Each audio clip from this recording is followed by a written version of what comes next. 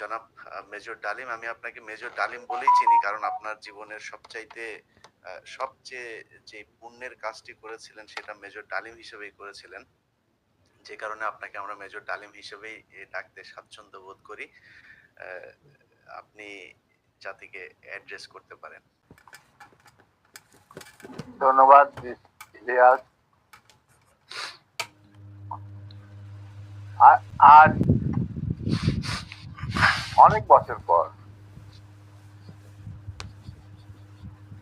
দেশবাসীকে আমার তরফ থেকে, বিশেষ করে নতুন প্রজন্মের ছাত্র জনতা যারা ফ্যাসিবাদ বিরোধী আন্দোলনে আংশিক বিজয় অর্জন করেছেন, তাদেরকে আমি অভিনন্দন জানাই, সাথে লাল সালাম জানাচ্ছি। তবে বিপ্লব একটা সমাজে, যে কোনো রাষ্ট্রে একটি চলমান প্রক্রিয়া। সেই অর্থে তাদের বিজয় কিন্তু এখনো পুরোপুরি ভাবে অর্জিত হয়। তার জন্য আরো সংগ্রামের প্রয়োজন। পুরোপুরি ভাবে অর্জন করার পর তাদের এমন একটা অবস্থানে থাকতে হবে যেখান থেকে তারা নীতি নির্ধারণ করতে পারবে। তাদের যে ইচ্ছা, চাহিদা, প্রত্যাশা, যার সাথে জনগণের প্রত্যাশা চাহিদা মিল রয়েছে, সেটা বাস্তবায়ন করার দায়িত্বটাও কিন্তু তাদের নিজেদেরই করতে হবে। তাদের দায়িত্ব অন্য কোনো মানুষ এসে করে দেবে না। সে যত বড় স্কলারই হোক, যতগুলি মেডেলের অধিকারী হোক, আমার দীর্ঘ জীবনের অভিজ্ঞতা বলে যে বিপ্লবী যে লক্ষ্য থাকে, সেই লক্ষ্য একমাত্র বিপ্লবীরাই সাধন করতে পারে, অর্জন করতে পারে।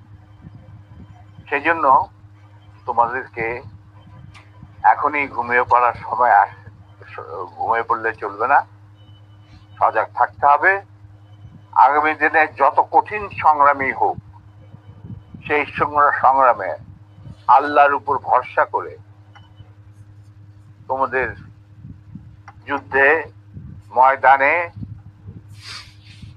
পাথরের মতো, ইস্পাতের মতো লৌহ কঠিন প্রত্যয় নিয়ে দাঁড়াতে হবে যে আমরা এই সংগ্রামে জিতবই, বিপ্লবকে সফল করব এবং জনগণ এবং তোমাদের আশা আকাঙ্ক্ষা একটা সুখী সমৃদ্ধ বাংলাদেশ গড়ে তোলা।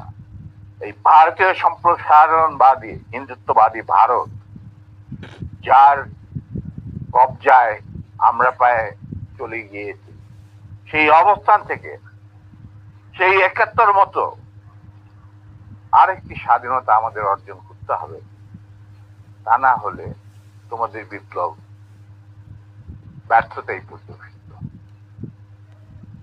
আমি এর বেশি কিছু আর বলতে চাই না স্যার। সরাসরি মানুষ এই 50 বছর যে প্রশ্নটা আপনাকে করার জন্য অপেক্ষায় আছে আমি মনে করি, ৭৫ কেন হয়েছিল স্যার? ইলিয়াস, ৭৫-এ তোমার কি বয়স ছিল আমি জানি না, তবে আমার জন্ম হয় নাই স্যার। হ্যাঁ, তবে ৭৫-এ যে মুজিব ৭০-এর ইলেকশনের সময়, ৭২-এর আগে, মানে ৭১-এর মুক্তি সংগ্রাম শুরু হওয়ার আগে ছিল, তার চরিত্র ছিল এক ভিন্ন প্রকৃতির। তিনি বাঙালি জাতীয়তাবাদের সংগ্রামে যথেষ্ট অবদান রেখেছেন। কিন্তু স্বাধীনতা যখন পাকিস্তান আর্মি ২৫-২৬ রাতে মানে বাঙালিদের উপর, নিরীহ বাঙালিদের উপর শেখ সন্ত্রাসবাদ, অ্যাট্রোসিটি বলো, জেনোসাইড বলো, চালালো, এবং যাতে লক্ষ লক্ষ হাজার হাজার শিশু, নারী, পুরুষ প্রাণ হারালো, ছাত্র জনতা কোনো কারণ ছাড়া। তারপর তখন সেই অবস্থায় আমাদের দেশের তথাকথিত বড় বড় জাতীয় নেতারা বিভিন্ন দলে, তাদেরকে কিন্তু কাউকে খুঁজে পাওয়া গেল না। তারা তখন তাদের নিজেদের জীবন বাঁচিয়ে যার যার মতো জায়গায় চলে গেলেন। মুজিব স্বয়ং পাকিস্তান আর্মির কাছে ধরা দিলেন এবং তাদের সাথে একটা বন্দোবস্ত করে তার পরিবারের ভরণ পোষণের দায়িত্ব আর্মির হাতে তুলে দিয়ে তিনি পাকিস্তানে পাড়ি জমালেন। ডাক্তার কামাল হোসেনের সঙ্গে, যিনি ছিল major via media between Mujib and the army junta.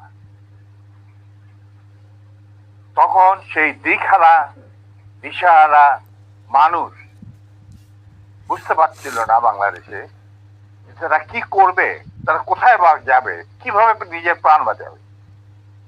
সেই সময় চিটাগাঙ্গে থেকে ভেসে আসলো মেজর জিয়ার স্বাধীনতার গান। আমি তখন পাকিস্তানে চাকরিরত অবস্থা।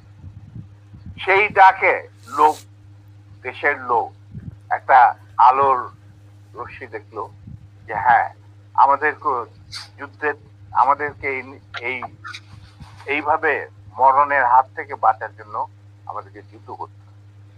Simple is that. আর সমস্ত দেশে সর্বপরিসরে লোক বিদ্রোহ, সেই মুক্তিযুদ্ধ সংগ্রামে তাকে সাড়া দিয়ে মুক্তিযুদ্ধ গড়ে তুলে।